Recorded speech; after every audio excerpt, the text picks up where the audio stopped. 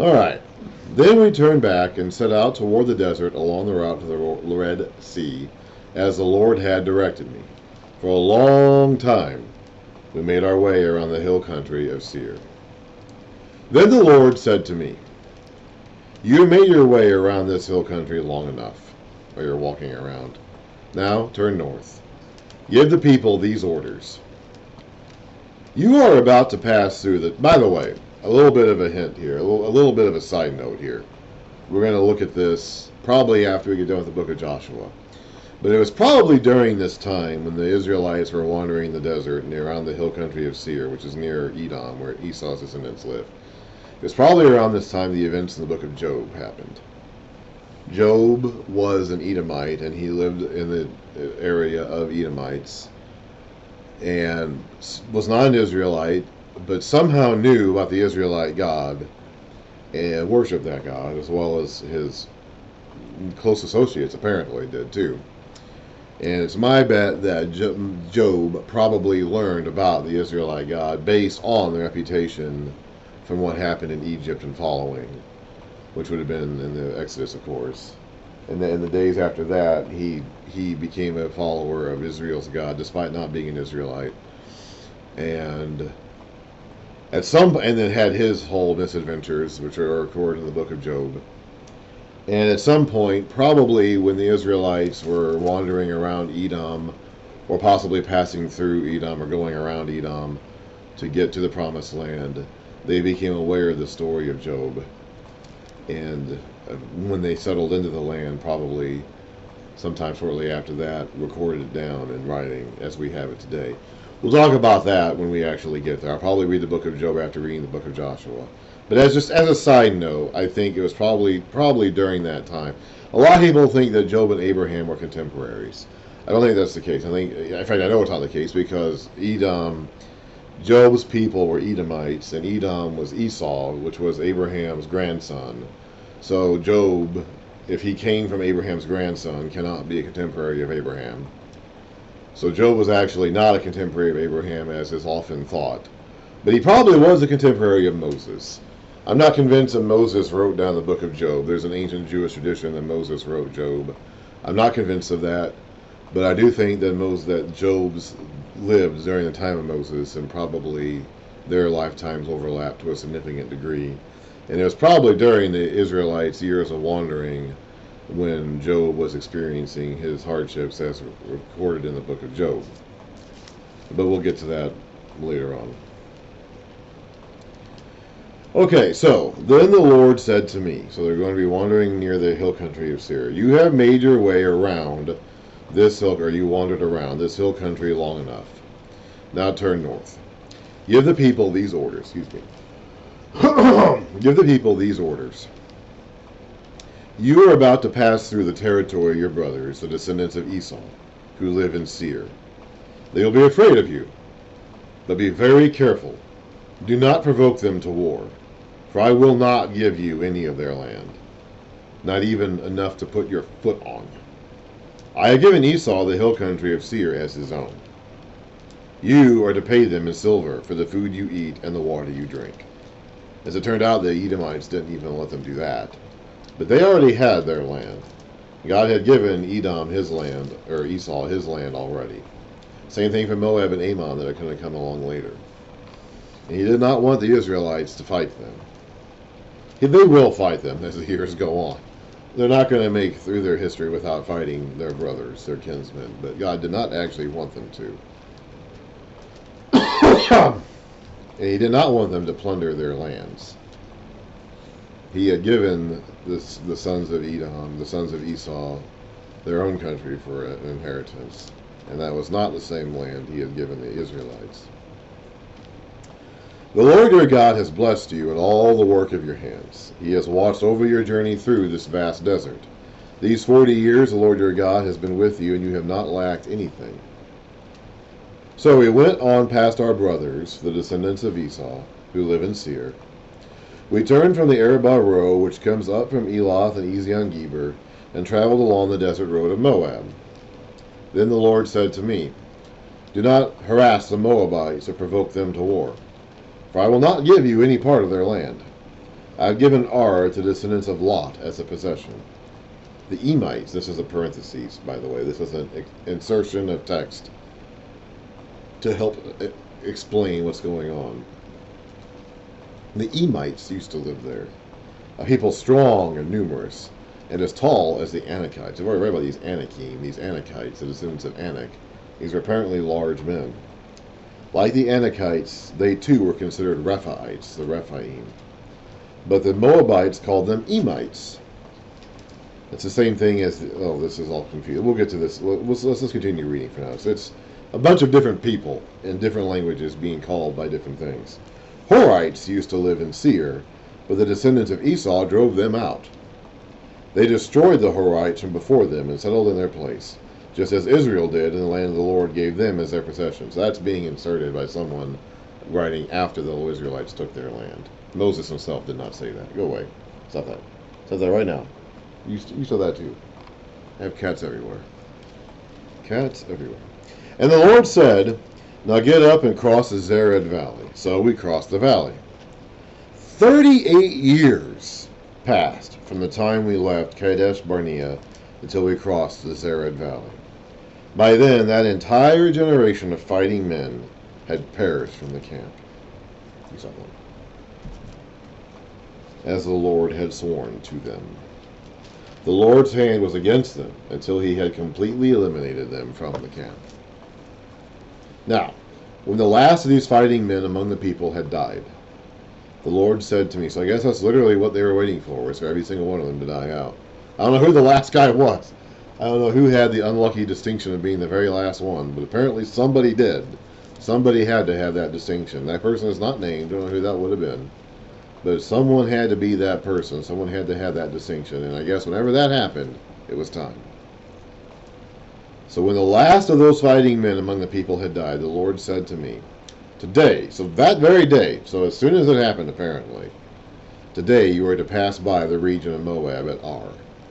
When you come to the Ammonites, do not harass them and provoke them to war. For I will not give you possession of any land belonging to the Ammonites. I have given it as a possession to the descendants of Lot.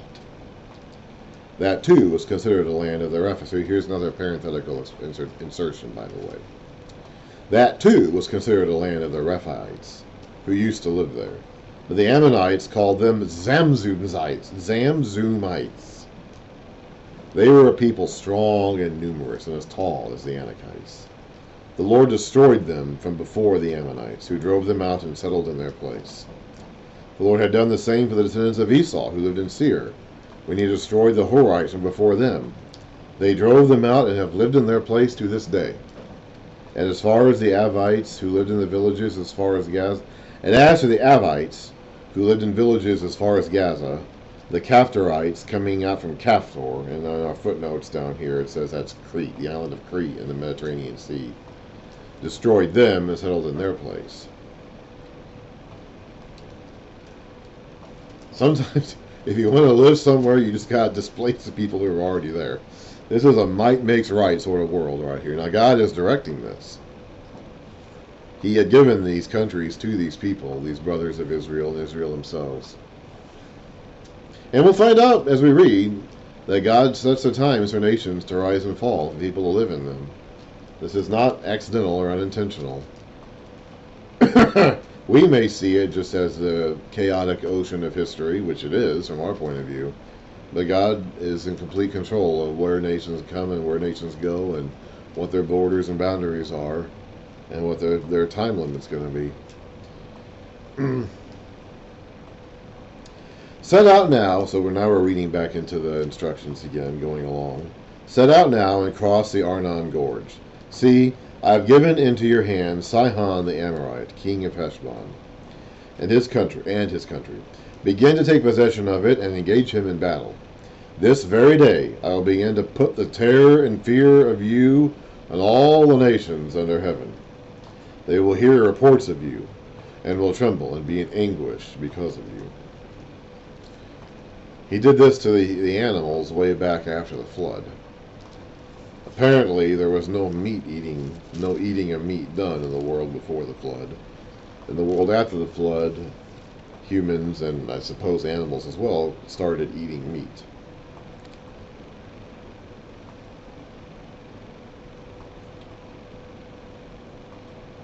Let's see here. And he says in verse 2, chapter 9, verse 2 of Genesis, the fear and dread of you will fall upon all the beasts of the earth, and all the birds of the air, upon every creature that moves along the ground, and upon all the fish of the sea. They are given into your hands.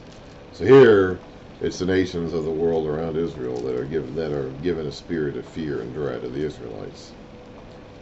Excuse me. Or terror and fear. From the desert of Kedemoth I sent messengers to Sihon, king of Heshbon, offering peace, and saying, let us pass through your country. We will stay on the main road. We will not turn aside to the right or to the left. Sell us food to eat and water to drink for their price in silver.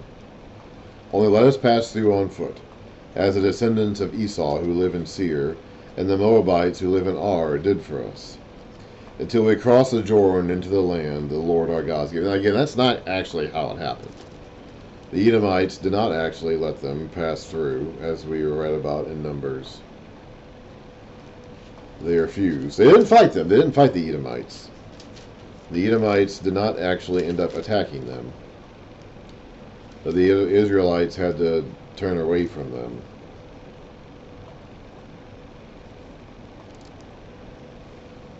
And then they fought Sihon and Og. Sihon was the king of the Amorites, and Og was the king of Bashan.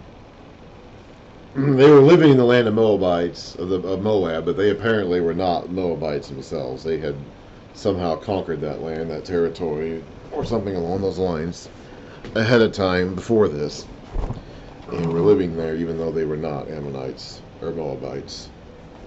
So when they're fighting these people, when Israel is fighting Og and Bashan and their allies, they're not actually fighting their kinsmen, the Moabites and the Ammonites who live in this region. But they're fighting, apparently, their conquerors. They had problems with the Moabites. We read about that afterwards. The Moabites, the king of the Moabites, sent for Balaam, the prophet, to curse them, and they had trouble with that. There was a mixture between them and the Midianites, who are also kinsmen of Israel. But when they fought those kings and took that land, they were not actually fighting the Moabites or Ammonites. They were just apparently fighting occupiers of that territory, apparently.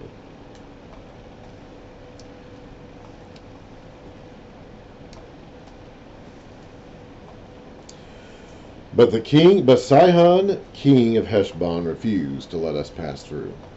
For the Lord your God had made his spirit stubborn. We read about that back in Exodus with Pharaoh. And his heart obstinate, in order to give him into your hands, as he has now done. Now he wouldn't have done this if Sihon weren't already stubborn and obstinate. As we read about with Pharaoh, Pharaoh was already in a frame of mind not to listen to the Lord. He was the one who continued on. The pharaohs before him started the policies of oppression of the Israelites, and he was continuing on with that, and he wasn't going to change his mind no matter what. We read about the Lord judging the sins of the third and fourth generation of those who were guilty. That's only if those third or fourth generations carry on their father's sins. The Pharaoh of the Exodus carried on his father's sins of the oppression and bondage of Egypt, and he was not going to change his mind. So God may have hardened his heart, certainly, but only after Pharaoh himself had already made up his mind to continue doing what he was doing. Same thing here with Sihon. The Lord said to me, see, I have begun to deliver Sihon and his country over to you. Now begin to conquer and possess his land. When Sihon and all his army came out to meet us in battle at Jahaz, the Lord our God delivered him over to us, and we struck him down, together with his sons and his whole army. At that time, we took all his towns and completely destroyed them. That's the cherem. That's the ban. I don't know if I'm pronouncing that correctly or not. It means that they've been banned. They've been placed into the divine ban, and they must be destroyed. At that time, we took all his towns and completely destroyed them, put them under the ban. Men, women, and children. We left no survivors. But the livestock and the plunder from the towns we had captured, we carried off for ourselves. Sometimes they have some kind of plunder. Sometimes they have no plunder. There's going to be a few of these cities that are going to take over where they're told to destroy literally everything. It's all supposed to be burned up. It's all under the ban. Jericho is one of them. We're going to read about that when we get into Joshua. So sometimes there wasn't going to be any plunder. There wasn't going to be any reward from the material reward from the victory. Sometimes there was. Sometimes here they took the livestock and the plunder. They didn't take any of the people. Men, women, and children were all put to death. But the plunder, the livestock, and the things, the possessions, were left and taken as plunder. Sometimes we read about when they actually fought the Moabites and Midianites specifically. Some mixture of Moabites and Midianites, apparently. The ones who had invaded, who had infiltrated their camp and seduced them and made them fall into idolatry and sexual immorality. And they avenged themselves on them and fought after them and killed them. And they kept a certain percentage of the females alive. They killed all the men, killed all the boys, and killed all the women who had had sex with a man and who had presumably been behind or been responsible for the enticing of the Israelite men into sin. But all the the virgin females who had not had sex before, they kept those alive. So they did have some plunder there in people, So there are different kinds of plunder. Sometimes they kept some of the people alive as plunder. Sometimes just the cattle or livestock or the things. Sometimes not even that. Sometimes it all had to be burned up. From Aroer on the rim of the Arnon Gorge, and from the town in the gorge, even as far as Gilead, not one town was too strong for us. The Lord our God gave us all of them. But in accordance with the command of the Lord our God, you did not encroach on any of the land of the Ammonites, neither the land along the course of the Jabbok, nor that around the towns and the hills. Next, we turned and went up along the road toward Bashan, and Og, king of Bashan, with his whole army, marched out to meet us in battle at Edrei. The Lord said to me, do not be afraid of him, for I have handed him over to you with his whole army and his land. Do to him what you did to Sihon, king of the Amorites, who reigned in Heshbon. So the Lord our God also gave us into our hands Og, king of Bashan, and all his army. We struck them down, leaving no survivors. At that time we took all of his cities. There was not one of the 60 cities that we did not take from them. The whole region of Argob, Og's kingdom in Bashan. All these cities were fortified with high walls and with gates and bars. And there were also a great many unwalled villages. We completely destroyed them, as we had done with Sihon, king of Heshbon, destroying or putting under the ban every city, men, women, and children. But all the livestock and the plunder from their cities we carried off for ourselves. So at that time we took from these two kings of the Amorites the territory east of the Jordan, from the Arnon Gorge as far as Mount Hermon. Hermon is called Sirion by the Sidonians. The Amorites call it Senir. We took all the towns in the plateau, and all Gilead, and all Bashan as far as Salecah and Edrei, towns of Og's kingdom in Bashan. Only Og, king of Bashan, was left of the remnant of the Rephaites. We've read about these Rephaites before. The Rephaim. His bed, or his coffin, his sarcophagus, was made of iron and was more than 13 feet long and 6 feet wide. It is still in Rabbah of the Ammonites. So apparently he was a giant. He was one of these giant creatures called the Rephaites or the Rephaim. Mixes over somewhat with the Nephilim. Remember the Nephilim back in Genesis 6? There might be some mixture there. The Nephilim have often been mistaken to be some sort of weird angel-human hybrid, which I thought about the time is not accurate. The Nephilim, it says, Genesis 6 specifically says the Nephilim were still on earth after the flood. They were not wiped out in the flood. The Nephilim simply means fallen ones. It means that they're the ones who are in the story to be wiped out. They're the ones who are in the story for Israel to get rid of them. That's their whole purpose in the story, is to be eliminated and defeated.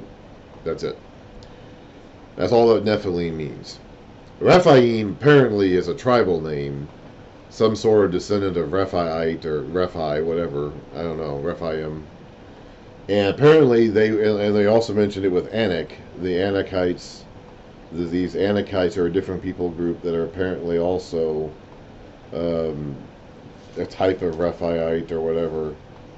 I'm reading about here in the previous chapters about that. They too were considered Rephaites. So apparently the Rephaites are an actual like giant people. But that doesn't mean, but the Nephilim themselves as a word doesn't really necessarily talk about giants as much as it talks about fallen ones, the ones who are fallen, the ones who are in the story just to lose, basically. And these different people groups like Anak and all these others apparently made up a Rephaim, which I guess actually were large men, large people. Maybe there was some inbreeding going on. I'm not really clear.